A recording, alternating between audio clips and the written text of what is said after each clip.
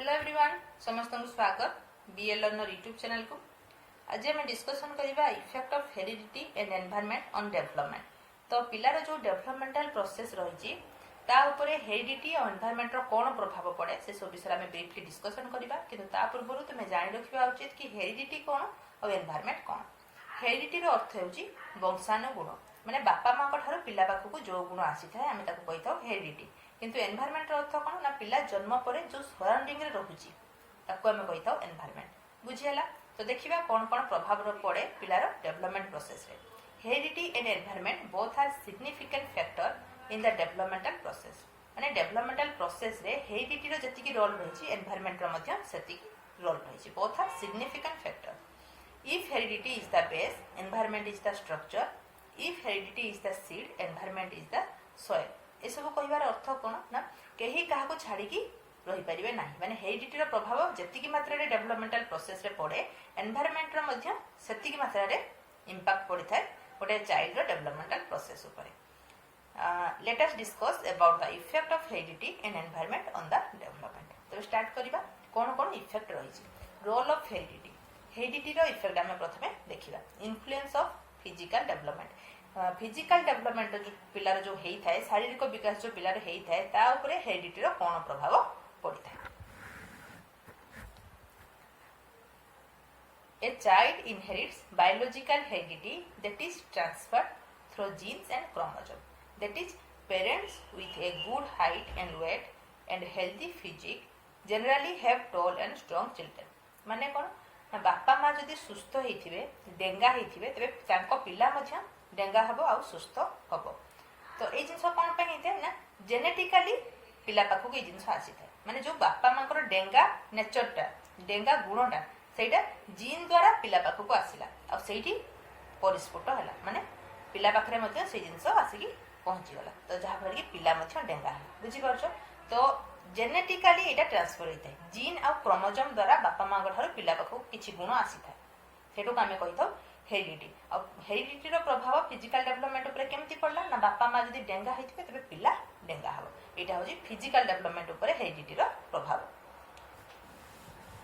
जदि गोटे बांगरा पिला को आमे बहुत भलो एनवायरनमेंट रे रखिबा तबे से डेंगा हे जीवो कि हबोनी? काहे हबोनी? एनवायरनमेंट रो प्रभाव आ ऊपर एते पड़ी न थाए। हेरिडिटी रो प्रभाव रु से बांगरा हेजी बा हेरिडिटी रो प्रभाव रु से डेंगा हेजी। तो जते भलो एनवायरनमेंट रखिले तार कोन फिजिकल डेवलपमेंट अलग प्रकार हे जीवो कि हबो नै? तो बुझियला? Every individual is unique in some way or others. माने प्रत्येक इंडिविजुअल टू अलग। That is colour of eyes may be differ or children may not be as tall as their parents are. माने एटी एक्सेप्शनल केस कहा जाईची। किछि क्षेत्र रे एक्सेप्शनल केस मध्ये रहिची बापा माँ बांगरा हेले मध्ये पिला गोटे गोटे डेंगा हे जांती। तो आमे एक्सेप्शनल केस पढ़िया नाही, आमे केवल पढ़िया जोटा 80% सत्य जोटा 80% ठीक जिनस आमे से जिनस को पढ़िया। एक्सेप्शनल केस तो सबुथिरे रहिता है सेमति देखिले तो कोनसी कंक्लूजन आमे पहुंच परिया नाही। तो एक्सेप्शनल केस को छाडी देकी आमे हेरिडिटरी इफेक्ट कोन रही से सब विषय डिस्कशन करिया। तापर देखो ऑन इंटेलिजेंस। इंटेलिजेंस ऊपर हेरिडिटी रो प्रभाव कोन पड़ी थाए। तो specific genetic traits are responsible for intelligence of a child and associated IQ level of parent and sibling. माने जदि हाई आईक्यू लेवल रो बापा माँ हेइथिबे तबे पिलार मध्य आईक्यू लेवलटा अधिक आइथाए। जदि बापा माँ बहुत टैलेंटेड हेइथिबे पिला मध्य टैलेंटेड हेकी जन्म होइथाए। तो एटा होची इंटेलिजेंस ऊपर हेरिडिटी रो प्रभाव। The ability of effective learning, analysis and decision making capacity develop from the level of intelligence that a child inherit. माने जदि बापा माँ अधिका जेटा बे कहली एनालिटिकल जिनस करि पारुथिबे प्रैक्टिकल जिनस करि पारुथिबे डिसीजन मेकिंग पावर जदि बापा माँ को अधिका थिबो आईक्यू जदि अधिका थबो तबे पिल्लार इंटेलिजेंस कैपेसिटी मध्ये अधिका रहिबो। According to Gardner intelligent parents will have intelligent children while dull parent have dull children. एटा बुझिलो? नेक्स्ट आमे देखिबा ऑन कैरेक्टर। हेरिडिटी रो प्रभाव कैरेक्टर ऊपर कोन पड़ी थाए। A child inherit character trait from his parent. According to Dougall, how persons character और nature develops is also dependent on what the person inherit from his parent. एटी character कहबार अर्थ पर्सनालिटी बा नेचर मध्ये हेइ परिबो। पिलार पर्सनालिटी बा nature केमिति हबो सेटा तार बापा माँ को ऊपर डिपेंड करे। तो यहाँ मध्य आम देखिले जे कैरेक्टर उपरे बा नेचर उपरे हेरिडिटीर इंपैक्ट मध्य पड़ुछि। जदि बापा माँ शांत होइथिबे तेबे पिला मध्य शांत होइथाय, जदि बापा माँ सर्ट टेम्पर होइथांती तेबे पिला मध्य सर्ट टेम्पर होइथाय। जानि पारुछो केमति हेरिडिटीर प्रभाव पड़ुछि। तापर आमे देखि नबा इंपोर्टेंस होल टोटल भाव में हेरिडिटीर कोन रहिछि पिलार डेवलपमेंट उपरे। Heredity lay down the foundation for the intellectual potential और एबिलिटी ऑफ ए चाइल्ड। माने जो डेवलपमेंट प्रोसेसटा पिलार स्टार्ट होइथाय प्रथमे फाउंडेशन तार पकई थाए किए ना हेरिडिटी। जेहेतु जन्म पर ठारू ए टैलेंटटा पिला पाखरे रही थाए, माने जेकोसी जिनस बापा माँ ठारू पिला पाखक आसुची सेटा तार जन्म पाखरु आसी जाउची ना किछि वर्ष परे आसुची, सेमति नै तो जन्म पाखरु सेटा आसी जाउची पिला पाखक। तो सेइथि पई एटा डेवलपमेंटल प्रोसेस रे गोटे फाउंडेशन लेयर तयारी करे। तुमर क्वेश्चन आसी पारे को जिनसटा फाउंडेशन तयारी करे पिलार डेवलपमेंटल प्रोसेस रे, तो सेटा होची heredity. Every child inherit different type of intelligence from its parent। तो इंटेलिजेंस कैपेसिटी मध्य पिलांको पाखकु बापा माँ ठारू आसी थाए। कैरेक्टर उपरे मध्य हेरिडिटीर प्रभाव पड़ी थाए और फिजिकल डेवलपमेंट उपरे मध्य प्रभाव पड़ी थाए। आ इठ लेखा है आ टिके अधिका जिनस लेखा है जदि पिला बापा माँ साई नेचर होई थांती ते पिला मध्य साई नेचर हबो। बापा माँ जदि अधिका क्रिएटिव हेई थांती ते पिला मध्य क्रिएटिविटी पिला भीतर मध्य डेवलप करि थाए। ए सब जिनस रहिछि। तापर हम देखि नबा इफेक्ट ऑफ एनवायरनमेंट। एनवायरनमेंट रो कोन प्रभाव रहिछि। Environment is a sum total of our surrounding. आम सराउंडिंग को आमे एनवायरनमेंट बोली कहि थाउ। The word environment has been derived from a French word environia meaning to surrounding. Environia French word रो एनवायरनमेंट वर्ड टा आसीछि जार अर्थ होछि surround. It refers to the environment in which organism live. Environment plays an important role in the development of human life। ये सब तुम जानी छो। तो डायरेक्ट आमे देखिबा कोन इंपैक्ट पड़ुछि एनवायरनमेंट रो। Physical dissimilarity. Though physical attributes are mostly hereditary but effect of environment can be clearly seen. एटी कोहा हेछि कोन ना जेहेतु आमे पढिलु आ पूर्वरु हेरिडिटी रो इंपैक्ट पड़ी थाए पिलार फिजिकल डेवलपमेंट उपरे। बापा माँ जदि बांगरा होइथिबे पिला मध्य बांगरा हबो। ए जिनस आमे पढिलु जदियो सेटा 80% ठीक। ए जिनस एटी कोहा हेछि जदियो सेटा बहुत मात्रा रे ठीक किंतु किछि मात्रा रे एनवायरनमेंट रो प्रभाव मध्य पिलार फिजिकल डेवलपमेंट उपरे पड़ी थाए। सेटा केमिति ना जो माउंटेनियस एरिया रे लोक माने रहउचंती से माने बांगरा होई थांती आ जो प्लेन एरिया रे समतल भूमि रे जो लोक रहउथांती से माने डेंगा होई थांती आ स्ट्रांग होई थांती। एटा काहे कि ना एटा केवल एनवायरनमेंट रो प्रभाव, एटा हेरिडिटी रो प्रभाव नुह, एटा केवल एनवायरनमेंट रो प्रभाव। देखिबो विभिन्न देशर लोक अमेरिका रे लोक बहुत तफा गरा होई थांती किंतु जो अंडमान निकोबर रो लोक पूरा कोळा होई थांती। केमिति ना एटा तांकर ऊपर एनवायरनमेंट रो प्रभाव मध्य किछि मात्रा रे पड़ी थाए। तो एठी कोहा जाउ नाही 100% सत्य एठी हेरिडिटीर इंपैक्ट अधिकार होइछि फिजिकल डेवलपमेंट रे किंतु एनवायरनमेंट रो प्रभाव मते किछि मात्रा रे रहिछि। नेक्स्ट देखिबा इफेक्ट ऑन पर्सनालिटी। पर्सनालिटी ऊपर एनवायरनमेंट रो प्रभाव कोन रहिछि। म केवल कहि दोछि तुमको नोट शेयर कर देबी टेलीग्राम रे तुम पढि नबो।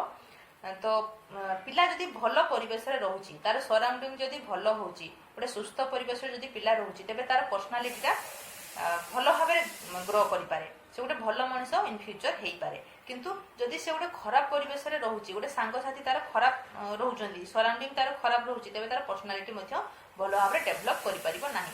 तो जेते मात्रा रे हेरिडिटी रो इंपैक्ट फिजिकल डेवलपमेंट उपरे पड़े सेते मात्रा रे पर्सनालिटी उपरे पड़े नाही। पर्सनालिटी उपरे अधिक इंपैक्ट कहार पड़े ना एनवायरनमेंट रो पड़े।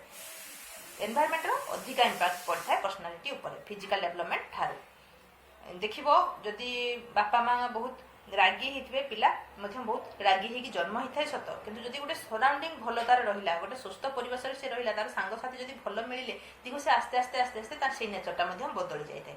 तो ए जिंस मन रखिबो पर्सनालिटी उपरे एनवायरनमेंट प्रभाव अधिका पड़ी थाए।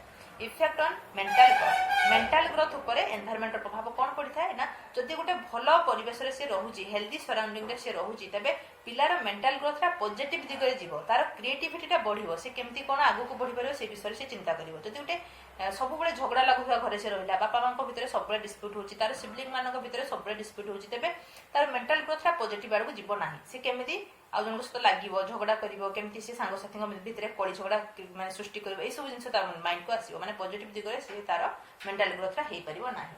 ତ ମେଣ୍ଟାଲ ଗ୍ରୋଥ ଉପରେ ମଧ୍ୟ ଏନଭାରମେଣ୍ଟର ପ୍ରଭାବ ପଡ଼ିଥାଏ। ତେବେ ଆମେ ଏଇଠି କ'ଣ ଦେଖିଲୁ ନା ହେରିଡିଟି ଆଉ ଏନଭାରମେଣ୍ଟର ପ୍ରଭାବ ଇକ୍ୱାଲି ପଡ଼ିଥାଏ ପିଲାର ଗ୍ରୋଥ ଆଉ ଡେଭଲପମେଣ୍ଟ ଉପରେ। ଯଦି ଗୋଟେ ପିଲା ବହୁତ ଭଲ ପରିବେଶରେ ରହୁଛି ତେବେ ତାର ଭଲ ଦିଗରେ ଗ୍ରୋ ହେଇଥାଏ, ଆଉ ଯଦି ଖରାପ ପରିବେଶରେ ରହୁଛି ତେବେ ତାର ନେଗେଟିଭ ଦିଗରେ ଗ୍ରୋ ହେଇଥାଏ।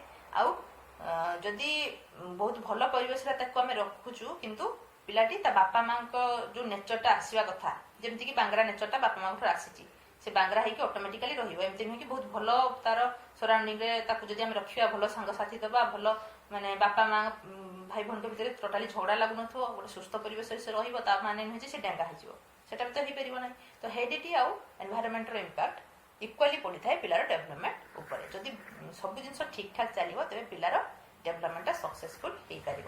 ନେଚର ଭର୍ସେସ୍ ନର୍ଚର ମନେ ରଖିବାକୁ, ଯଦି ତୁମେ ନେଚରର ଅର୍ଥ ହେରିଡିଟି ଆଉ ନର୍ଚରର ଅର୍ଥ ଏନଭାରମେଣ୍ଟ ବୋଲି ଜାଣିନାହ ତେବେ କ୍ୱେଶ୍ଚନ୍ ତୁମେ କରିପାରିବ ନାହିଁ।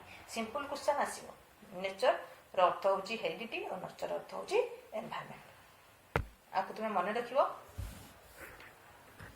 However, the impact of nature and nurture on child development is equally essential. Heredity begins the moment an egg is fertilized, while role of environment begins with the birth a child, but both play an important role throughout the life of a child. एठी कोन कहैछि ना nature आउ nurture माने heredity आउ environment rho equal importance होछि पिलार development ऊपर, किंतु जेटा heredity रो आसी थाए माने हेरिडिटी जो हेरिडिटरी जो गुणटा रही सेटा पिलार जन्म हवा पूर्व आसी जाए थाए। माँ पेट भीतर जो पिला रही थाए जो माने पिला हवा स्टार्ट होता है सेते पाखु बापा माँ नेचरटा पिला पाखक आसी जाए थाए जीन द्वारा, किंतु एनवायरनमेंट रो प्रभाव केतले पड़े ना जो पिला जन्म होता है आफ्टर बर्थ तापर देखिए एनवायरनमेंट रो प्रभाव पड़े, किंतु जन्म हवा पूर्व हेरिडिटी रो प्रभाव पड़ता है। ये जिन कहुच्छी किंतु both are equal importance for growth and development of a child. तो भावी तुम बुझीपारी जदि कौन डाउट रोचे तेज मतलब कमेंट सेक्शन में जनइब, आम आउ थे डिस्कसन करना ना क्वेश्चन आंसर सेक्शन में तुम क्लीयर होमती कौन किसी टर्म ये ना जोटा कि तुम बुझीपार। तो जदि तथा डाउट रही तेज मतलब जनइब। Thank you.